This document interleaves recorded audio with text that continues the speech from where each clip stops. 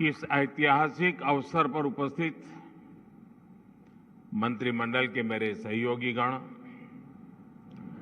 देश के उद्योग जगत के प्रतिनिधिगण, अन्य महानुभाव, देवी और सज्जनों, ये समिट तो ग्लोबल है, लेकिन आवाज लोकल है।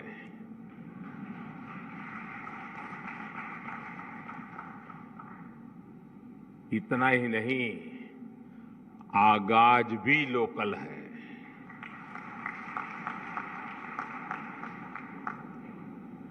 आज 21वीं सदी के विकसित होते भारत के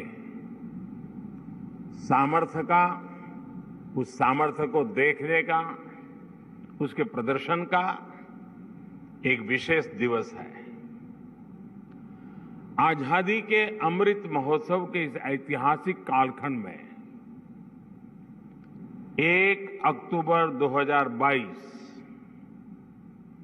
ये तारीख इतिहास में दर्ज होने वाली है।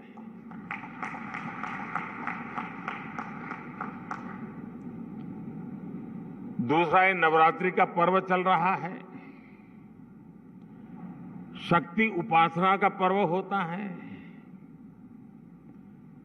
और 21वीं सदी की जो सबसे बड़ी शक्ति है, उस शक्ति को नई ऊंचाई पर ले जाने का आज भी आरंभ हो रहा है। आज देश की ओर से, देश की टेलीकॉम इंडस्ट्री की ओर से 130 करोड़ भारतवासियों को 5G के तौर पर एक शानदार उपहार मिल रहा है। 5G देश के द्वार पर नए दौर की दस्तक लेके आया है। 5G अवसरों के अनंत आकाश की शुरुआत है। मैं प्रत्येक भारतवासी को इसके लिए बहुत बहुत बधाई देता हूं।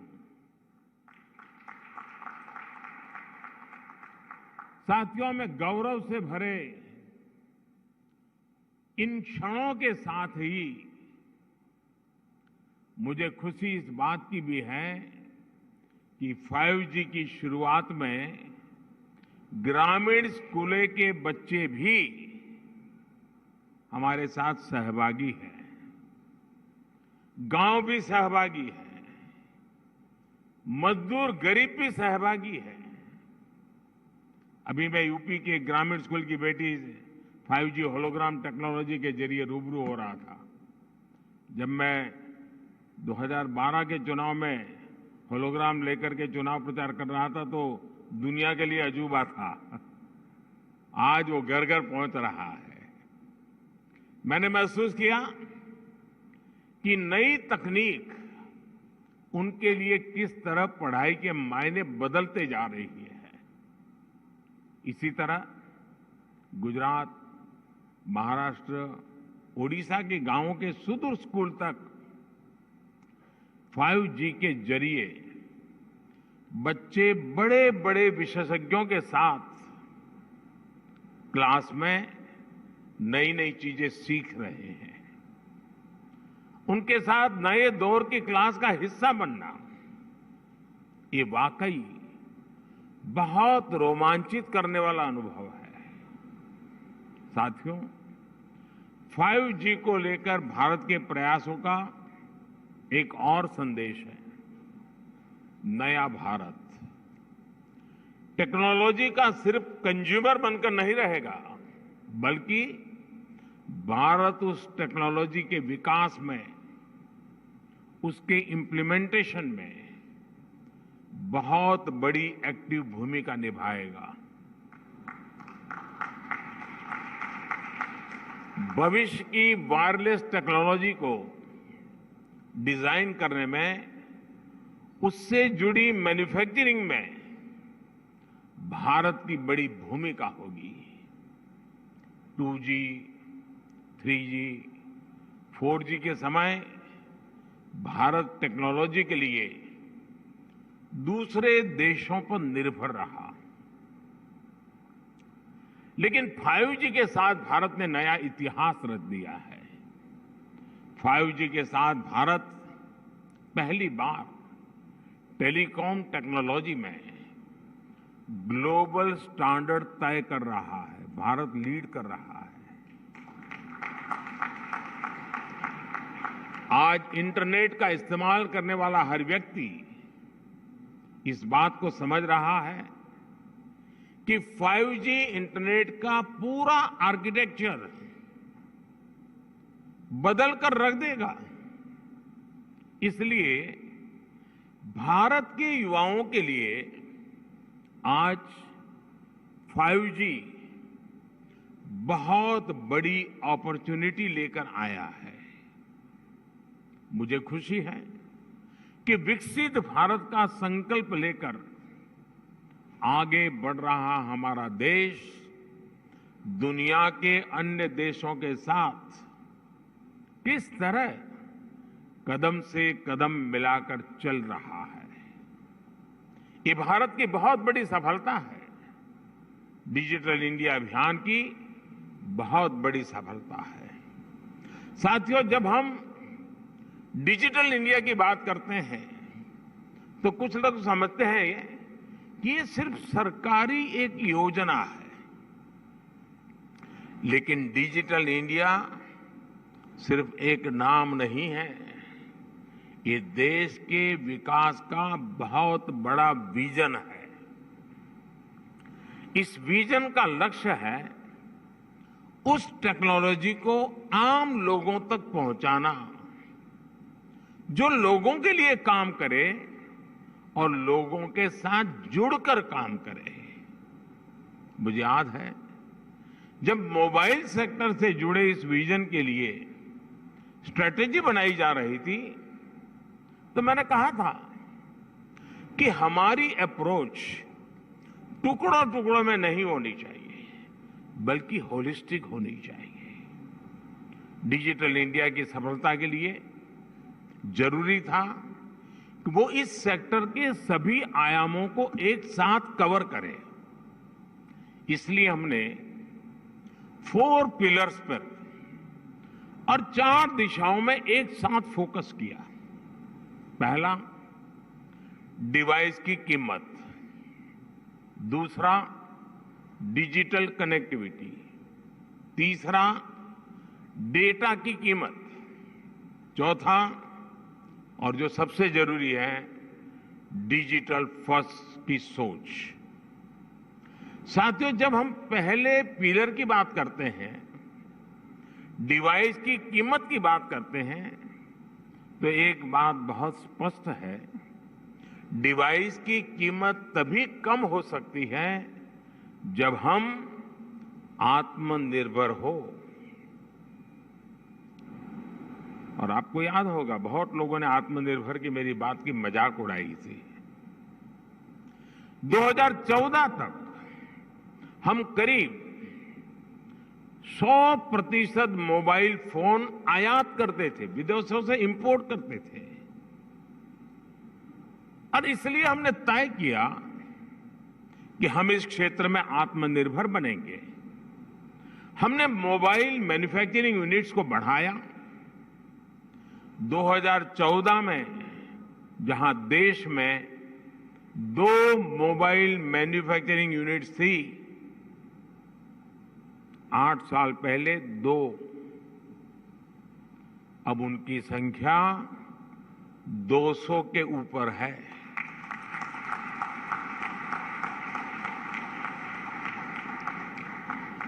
हमने भारत में मोबाइल फोन के उत्पादन को बढ़ाने के लिए इंसेंटिव दिए, प्राइवेट सेक्टर को प्रोत्साहित किया। आज इसी योजना का विस्तार आप पीएलआई स्कीम में भी देख रहे हैं। इन प्रयासों का नतीजा बहुत पॉजिटिव रहा। आज भारत मोबाइल फोन उत्पादन करने में दुनिया में नंबर 2 पर है। इतना ही नहीं, जो कल तक हम मोबाइल इंपोर्ट करते थे, आज हम मोबाइल एक्सपोर्ट कर रहे हैं, दुनिया को बेच रहे हैं। जरा सोचिए, 2014 में जीरो मोबाइल फोन निर्यात करने से लेकर आज हम हजारों करोड़ के मोबाइल फोन निर्यात करने वाले देश बन गए हैं, एक्सपोर्ट करने वाले देश बन चुके हैं। स्वाभाविक है, इन सारे प्रयासों का प्रभाव डिवाइस की कीमत पर पड़ा है। अब कम कीमत पर हमें ज्यादा फीचर्स भी मिलने लगे हैं। साथियों, डिवाइस कॉस्ट के बाद जो दूसरे पिलर पर हमने काम किया, वो है डिजिटल कनेक्टिविटी का। आप भी जानते हैं कि कम्युनिकेशन सेक्टर की असली ताकत कनेक्टिविटी में है। जितने ज्यादा लोग कनेक्ट होंगे, इस सेक्टर के लिए उतना अच्छा है। अगर हम ब्रॉडबैंड कनेक्टिविटी की बात करें, तो 2014 में 6 करोड़ यूजर्स थे। आज इनकी संख्या बढ़कर 80 करोड़ से ज्यादा हो चुकी है। अगर हम इंटरनेट कनेक्शन की संख्या की बात करें, तो 2014 में जहां 25 करोड़ इंटरनेट कनेक्शन थे, वहीं आज इसकी संख्या करीब करीब 85 करोड़ पहुंच रही है, 85 करोड़ पहुंच रही है। ये बात भी नोट करने वाली है कि आज शहरों में इंटरनेट यूजर्स की संख्या के मुकाबले हमारे ग्रामीण क्षेत्रों में इंटरनेट यूजर्स की संख्या तेजी से बढ़ रही है। और उसकी एक खास वजह है, 2014 में जहां देश में 100 से भी कम पंचायतों तक ऑप्टिकल फाइबर पहुंचा था, आज 1,70,000 से भी ज्यादा पंचायतों तक ऑप्टिकल फाइबर पहुंच चुका है। अब कहां 100 और कहां 1,70,000।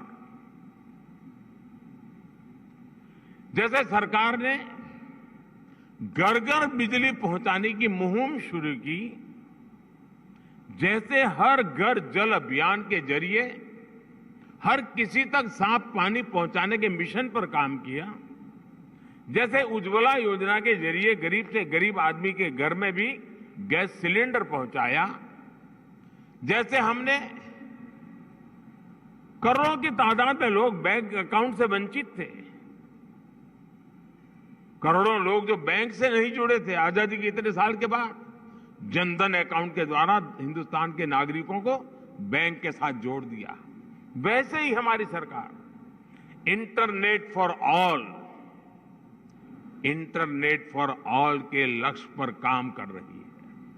साथियों, डिजिटल कनेक्टिविटी बढ़ने के साथ ही डेटा की कीमत भी उतनी अहम हो जाती है। ये डिजिटल इंडिया का तीसरा पिलर था, जिस पर हमने पूरी शक्ति से काम किया। हमने टेलीकॉम सेक्टर के रास्ते में आने वाली तमाम अड़चनों को हटाया। पहले विजन की कमी और पारदर्शिता के अभाव में टेलीकॉम सेक्टर को तमाम मुश्किलों का सामना करना पड़ता था। आप परिचित हैं कि कैसे हमने 4G तकनीक के विस्तार के लिए पॉलिसी सपोर्ट दिया। इससे डेटा की कीमत में भारी कमी आई और देश में डेटा क्रांति का जन्म हुआ। देखते ही देखते ये तीनों फैक्टर, डिवाइस की कीमत, डिजिटल कनेक्टिविटी और डेटा की कीमत, इसका मल्टीप्लायर इफेक्ट हर तरफ नजर आने लगा। लेकिन साथियों, इन सब के साथ एक और महत्वपूर्ण काम हुआ। देश में डिजिटल फर्स्ट की सोच विकसित हुई।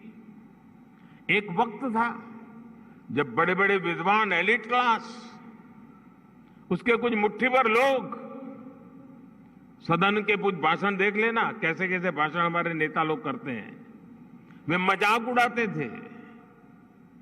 उनको लगता था कि गरीब लोगों में क्षमता ही नहीं है, ये डिजिटल समझ ही नहीं सकते, संदेह करते थे। उन्हें शक था कि गरीब लोग डिजिटल का मतलब भी नहीं समझ पाएंगे। लेकिन मुझे देश के सामान्य मानवी की समझ पर, उसके विवेक पर, उसके जिज्ञासु मन पर हमेशा भरोसा रहा है।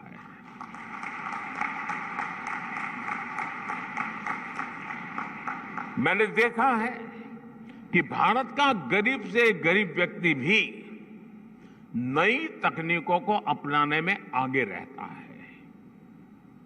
और मैं एक छोटा अनुभव बताता हूं। शायद ये 2007-8 का कालखंड होगा या 9-10 का, मुझे याद नहीं है। मैं गुजरात में मुख्यमंत्री रहा, लेकिन एक क्षेत्र ऐसा था जहां मैं कभी गया नहीं था और बहुत ही ट्राइबल इलाके में, बहुत ही पिछड़ा। मैं, हमारे सरकार के अधिकारियों ने भी मुझे एक बार वहां कार्यक्रम करना ही करना है, मुझे जाना है। तो वो इलाका ऐसा था, कोई बड़ा प्रोजेक्ट की संभावना नहीं थी, फॉरेस्ट लैंड थी, कोई संभावना हो रही थी। तो आखिर में एक चिलिंग सेंटर, दूध का चिलिंग सेंटर, वो भी 25 लाख रुपए का। मैंने कहा भले वो 25 लाख का होगा, 25,000 का होगा, मैं खुद उद्घाटन करूंगा। अब लोगों को लगता है ना, चीफ मिनिस्टर को इससे नीचे तो करना नहीं चाहिए, नहीं मुझे ऐसा कुछ होता नहीं है। तो मैं उस गांव में गया। अच्छा, वहां हम एक पब्लिक मीटिंग करने के लिए भी जगह नहीं थी, तो वहां से 4 किलोमीटर दूर एक स्कूल का छोटा सा मैदान था, वहां पब्लिक मीटिंग ऑर्गेनाइज की।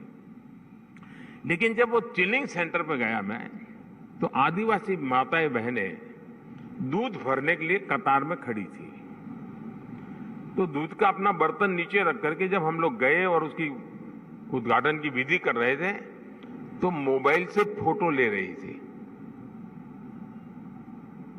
मैं हैरान था, इतने दूर दरार के क्षेत्र में मोबाइल से फोटो ले रही है। तो मैं उनके पास गया, मैंने कहा फोटो लेके क्या करोगी?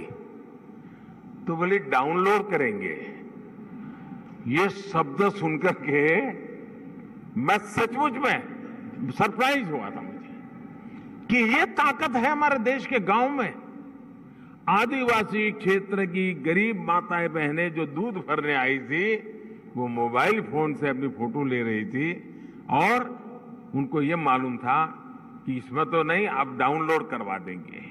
और डाउनलोड शब्द उनसे मुंह से निकलना, ये उनकी समझ शक्ति और नई चीजों को स्वीकारने के स्वभाव का परिचय देती है। मैं कल गुजरात में था, तो मैं अंबाजी तीर्थ क्षेत्र पे जा रहा था, तो रास्ते में छोटे छोटे गांव थे। आधे से अधिक लोग ऐसे होंगे जो मोबाइल से वीडियो उतार रहे थे, आधे से अधिक लोग। यानी हमारे देश की ये जो ताकत है, इस ताकत को हम नजरअंदाज नहीं कर सकते हैं। और सिर्फ देश के इलीट क्लास के कुछ लोगों को ही हमारे गरीब भाई बहनों पर यकीन नहीं था। आखिरकार हम डिजिटल फर्स्ट के अप्रोच के साथ आगे बढ़ने में कामयाब हुए। सरकार ने खुद आगे बढ़कर डिजिटल पेमेंट्स का रास्ता आसान बनाया। सरकार ने खुद ऐप के जरिए सिटीजन सेंट्रिक डिलीवरी सर्विस को बढ़ावा दिया। बात चाहे किसानों की हो या छोटे दुकानदारों की, हमने उन्हें ऐप के जरिए रोज की जरूरतें पूरी करने का रास्ता दिया। इसका नतीजा आज आप देख सकते हैं। आज टेक्नोलॉजी सही मायने में डेमोक्रेटिक हो गई है, लोकतांत्रिक हो गई है। आपने भी देखा है कि डिजिटल फर्स्ट की हमारी अप्रोच ने कोरोना वैश्विक महामारी के इस दौर में देश के लोगों की कितनी मदद की। दुनिया के बड़े बड़े विकसित देश जब अपने नागरिकों की मदद करने में संघर्ष कर रहे थे, खजाने में रुपये पड़े थे, डॉलर थे, पाउंड थे, सब था, यूरो था, लेकिन और देने का तय भी किया था, लेकिन पहुंचाने का रास्ता नहीं था। भारत एक क्लिक पर हजारों करोड़ रुपए मेरे देश के नागरिकों के खाते में ट्रांसफर कर रहा है। ये डिजिटल इंडिया की ही ताकत थी कि जब दुनिया थमी हुई थी तो भी हमारे बच्चे ऑनलाइन क्लासेस ले रहे थे, पढ़ाई कर रहे थे। अस्पतालों के सामने असाधारण चुनौती थी, लेकिन डॉक्टर्स अपने मरीजों का इलाज टेलीमेडिसिन के जरिए भी कर रहे थे। ऑफिसेज बंद थे, लेकिन वर्क फ्रॉम होम चल रहा था।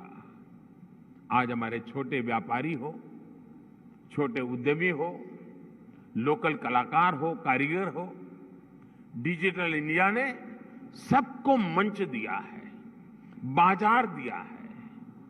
आज आप किसी लोकल मार्केट में, आप सब्जी मंडी में जाकर देखिए, रेहड़ी पटरी वाला छोटा दुकानदार भी आपसे कहेगा कैश नहीं है, यूपीआई कर दीजिए। मैंने तो बीच में एक वीडियो देखा, कोई भिक्षुक भी डिजिटली पेमेंट लेता है। मेरे ट्रांसपेरेंसी देखिए। ये बदलाव बताता है कि जब सुविधा सुलभ होती है तो सोच किस तरह सशक्त हो जाती है। साथियों, आज टेलीकॉम सेक्टर में जो क्रांति देश देख रहा है वो इस बात का सबूत है कि अगर सरकार सही नीयत से काम करे तो नागरिकों की नीयत बदलने में देर नहीं लगती है। 2G की नीयत और 5G की नीयत में यही फर्क है।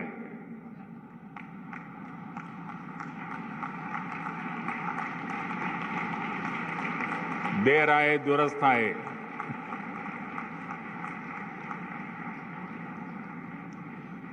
भारत आज दुनिया के उन देशों में है जहां डेटा इतना सस्ता है। पहले 1 GB डेटा की कीमत जहां 300 रुपये के करीब होती थी, वहीं आज 1 GB डेटा का खर्च केवल 10 रुपये तक आ गया है। आज भारत में महीने भर में एक व्यक्ति मोबाइल पर करीब एवरेज 14 GB डेटा इस्तेमाल कर रहा है। 2014 में इस 14 GB डेटा की कीमत होती थी करीब 4,200 रुपये प्रति महीना, 4,200 रुपया। आज इतना ही डेटा 125 रुपये या ज्यादा से ज्यादा 150 रुपये, 125 या 150 रुपये में मिल जाता है। यानी आज गरीब के, मध्यम वर्ग के मोबाइल डेटा के करीब 4,000 रुपये हर महीने बच रहा है उसके जेब में।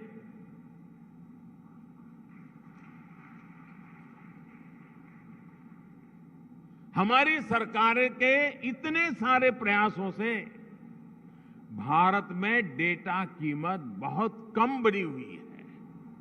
ये बात अलग है, 4,000 रुपया बचना कोई छोटी बात नहीं है हर महीना। लेकिन जब मैं बता रहा हूं तब आपको ध्यान में आया, क्योंकि हमने इसका हो हल्ला नहीं किया, विज्ञापन नहीं दिए, झूठे बड़े गपगोले नहीं चलाए। हमने फोकस किया कि देश के लोगों की सहूलियत बढ़े, ईज ऑफ लिविंग बढ़े। साथियों, अक्सर ये कहा जाता है कि भारत पहली 3 औद्योगिक क्रांतियों का लाभ नहीं उठा पाया, लेकिन मेरा विश्वास है कि भारत न सिर्फ चौथी औद्योगिक क्रांति का पूरा लाभ उठाएगा, बल्कि उसका नेतृत्व भी करेगा। और विद्वान लोग तो कहने लगे हैं कि ये भारत का दशक नहीं, ये भारत की शताब्दी है। ये डेकेड नहीं, सेंचुरी है। भारत ने किस तरह 4G आने के बाद टेक्नोलॉजी की दुनिया में ऊंचाई छलांग लगाई है, इसके हम सभी साक्षी हैं। भारत के नागरिकों को जब टेक्नोलॉजी के समान अवसर मिल जाते हैं तो दुनिया में उन्हें कोई पछाड़ नहीं सकता। इसलिए आज जब भारत में 5G का लॉन्च हो रहा है तो मैं बहुत विश्वास से भरा हुआ हूं दोस्तों। मैं दूर का देख पा रहा हूं और जो सपने हमारे दिल दिमाग में चल रहे हैं उसको अपनी आंखों के सामने हम साकार होते देखेंगे। हमारे बाद वाली पीढ़ी देखेगी, ऐसा काम होने वाला नहीं है, हम ही हमारे आंखों के सामने देखने वाले हैं।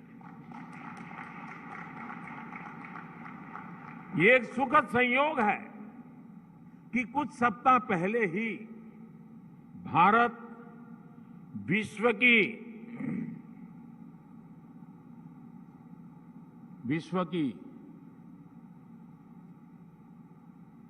5वीं सबसे बड़ी अर्थव्यवस्था बना है।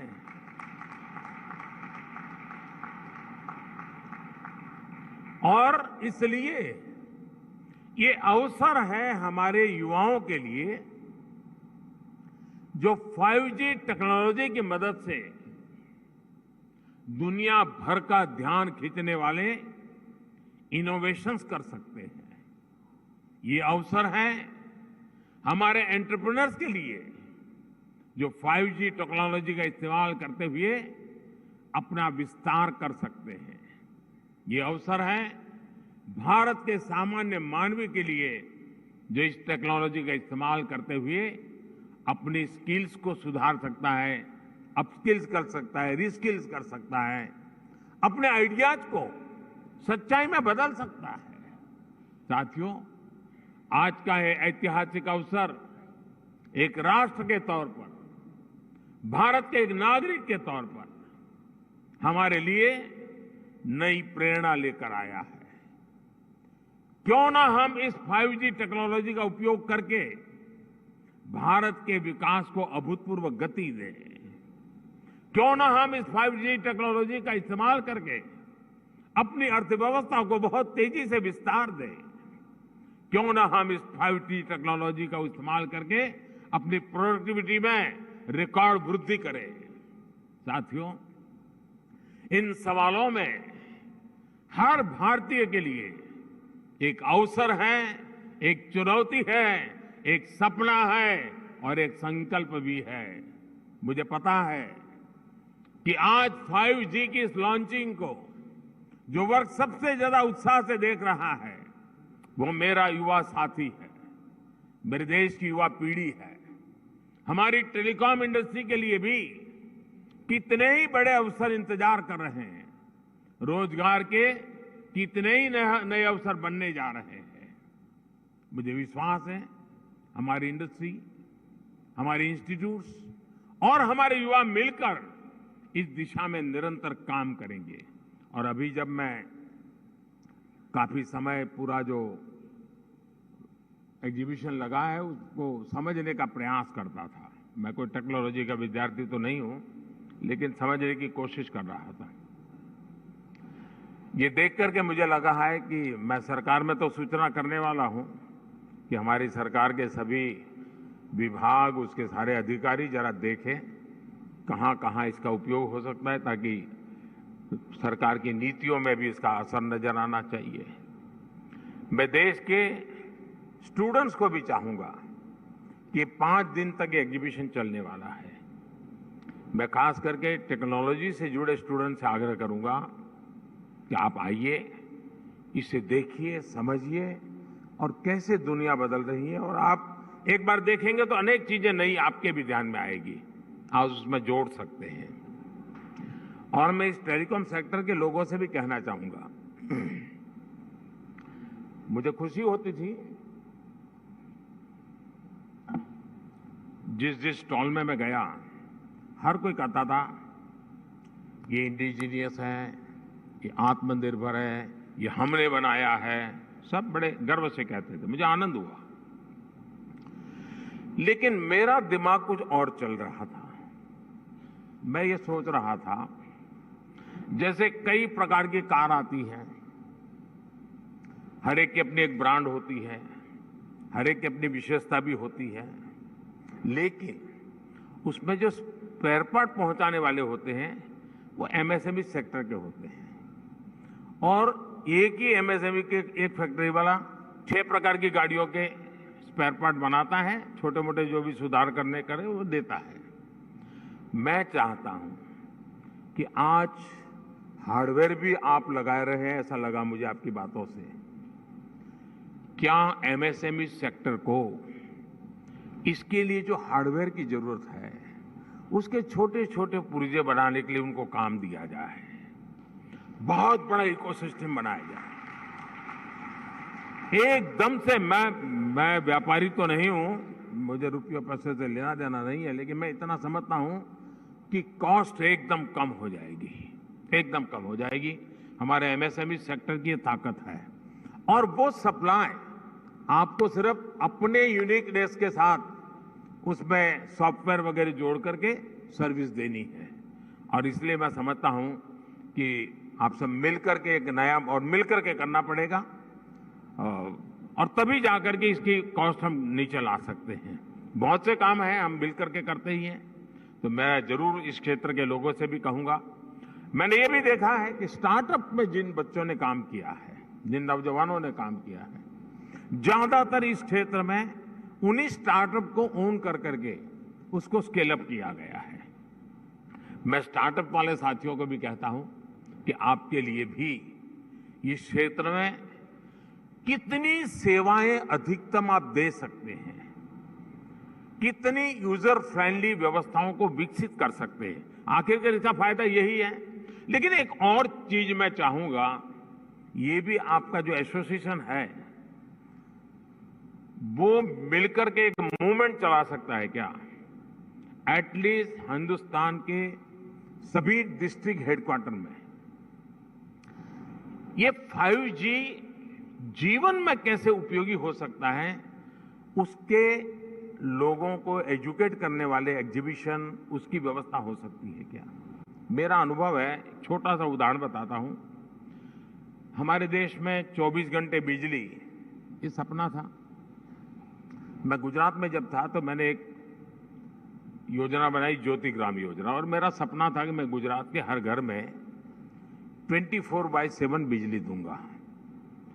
अब मेरे सारे अफसर कहते थे साहब संभव ही नहीं है, ये तो हम कर ही नहीं सकते हैं। तो मैंने एक सिंपल सी सॉल्यूशन दिया था। मैंने कहा हम एग्रीकल्चर फीडर अलग कर दें, डोमेस्टिक फीडर अलग कर दें, और फिर उस काम को किया। और एक एक जिले को पकड़ करके काम पूरा करता था। बाकी जगह पे चलता था, लेकिन एक काम पूरा करो। फिर उस जिले का बड़ा समिट करता था, 2.5-3 लाख लोग आते थे, क्योंकि 24 घंटे बिजली मिलना एक बड़ा आनंद उत्सव का समय था। वो 2003, 4, 5 का कालखंड था। लेकिन उसमें मैंने देखा, मैंने देश भर में बिजली से होने वाले काम, बिजली से चलने वाले यंत्र, उनकी एक बहुत बड़ी प्रदर्शनी लगाई। जब लोगों को क्या लगता है, बिजली आई है ना, रात को खाना खाने समय बिजली मिलेगी, बिजली आई मतलब टीवी देखने के लिए काम आ जाएगा। इसका कई प्रकार से उपयोग हो सकता है, उसका एजुकेशन भी जरूरी था। मैं ये 2003-5 के बीच की बात कर रहा हूं। और जब वो सारा एग्जीबिशन लगाया तो लोग, टेलर भी सोचने लगा मैं इलेक्ट्रिक, मेरा इक्विपमेंट ऐसे लगूंगा, कुम्हार भी सोचने लगा कि मैं ऐसे इलेक्ट्रिक व्हीकल लूंगा, माताएं बहनें भी लगी किचन में हमारे इलेक्ट्रिक वाले इतनी इतनी चीजें आ सकती हैं। यानी एक बहुत बड़ा मार्केट खड़ा हुआ। और बिजली का मल्टीपल यूटिलिटी जीवन के सामान्य जीवन में 5G भी उतना जल्दी, लोगों को लगेगा हाँ यार अब तो वीडियो बहुत जल्दी डाउनलोड हो जाता है, रील देखना है तो बहुत इंतजार नहीं करता है, फोन कट नहीं होता है, साफ सुथरी वीडियो कॉन्फ्रेंस हो सकती है, फोन कॉल हो सकता है। इतने से सीमित नहीं है, ये जीवन को बदलने वाली व्यवस्था के रूप में आ रहा है। और इसलिए मैं इस उद्योग जगत के मित्रों के एसोसिएशन को कहूंगा कि आप स्कूल, कॉलेज, यूनिवर्सिटी और हिंदुस्तान के हर डिस्ट्रिक्ट में जाकर के इसके कितने पहलू हैं, और आप देखिए वो लोग उसमें वैल्यू एडिशन करेंगे तो एक आपके लिए सेवा का काम भी हो जाएगा। और मैं चाहूंगा कि इस टेक्नोलॉजी जीवन में सिर्फ बातचीत करने के लिए या कुछ वीडियो देखने के लिए सीमित नहीं रहनी चाहिए। ये पूरी तरह एक क्रांति लाने के लिए उपयोग होना चाहिए। और हमें 130 करोड़ देशवासियों तक एक बार पहुंचना है, बाद में तो वो पहुंचा देगा, आप देख लीजिए, आपको टाइम नहीं लगेगा। अभी मैंने ड्रोन पॉलिसी अभी लाया था। आज कई खेतों में मैं देख रहा हूं वो ड्रोन से अपना दवाइयां छिड़काव का काम शुरू कर दिया, उन्होंने ड्रोन चलाना सीख दिया। और इसलिए मैं समझता हूं कि हमें इन व्यवस्थाओं की तरफ जाना चाहिए। और साथियों, आने वाले समय में देश निरंतर ऐसी टेक्नोलॉजीज का नेतृत्व करेगा जो भारत में जन्मेगी, जो भारत को ग्लोबल लीडर बनाएगी। इसी विश्वास के साथ आप सभी को मेरी बहुत बहुत शुभकामनाएं। एक बार फिर सभी देशवासियों को शक्ति उपासना के पावन पर्व पर शक्ति का एक बहुत बड़ा माध्यम 5G लॉन्च होने के लिए बहुत बहुत बधाई देता हूं। बहुत बहुत धन्यवाद।